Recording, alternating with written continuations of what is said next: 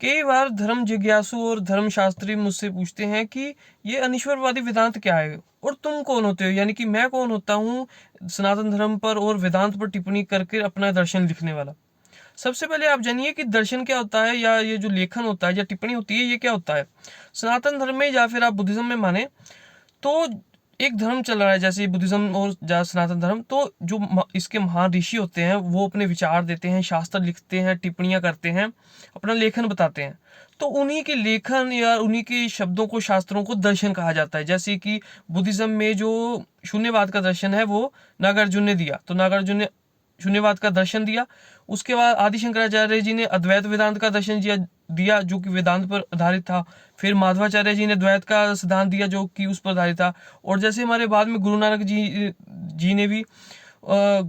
जी ने भी अपना दर्शन दिया भारतीय समाज को, भारतीय दर्शन को देखकर, धर्म को देखकर।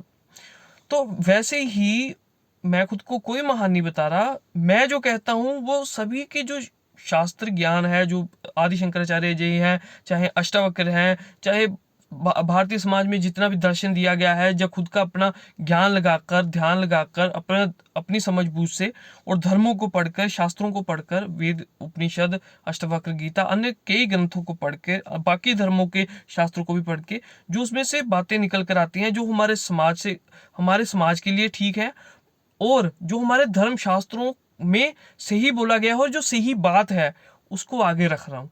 तो कोई भी अगर अपना टिप्पणी रखता है, शास्त्र रखता है, तो उसको एक नाम देना पड़ता है, इसलिए मैंने उसका नाम अनीश्वरवादी वेदांत रखा है।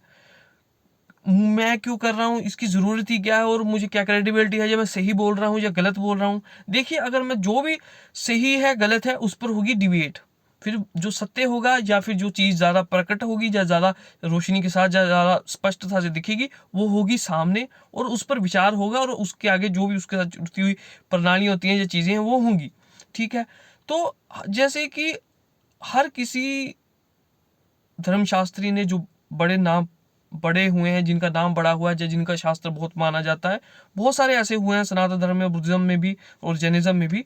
तो हम बहुत तुच्छ होकर, बहुत छोटे से अपनी टिप्पणी कह रहे हैं, अपने शास्त्र कह रहे हैं, शास्त्रों में लिखी हुई बातों को एक लेखन के रूप में बता रहे हैं, अपना लेखन बता रहे हैं। और जो भी बताता हूँ वो शास्त्रों में से बताता हूँ, शास्त्रों के लिए बताता हूँ, और समाज के लिए बताता हूँ, और अपने धर्म ज्ञान के लिए बताता हूँ। तो यही है। और जो रही बात अनीश्वरवादी वेदांत क्या है, उस पर मैंने कई वीडियोस बनाई हैं। उसमें क्या केंद्र बिंदु है, या वो सनातन धर्म की ऐसी बातों को, किन बातों को आगे रखता है और किन बातों को का स्पष्टीकरण करता है, उसके बारे में जानकारी दी है इस धर्मशास्त्र दर्शन में।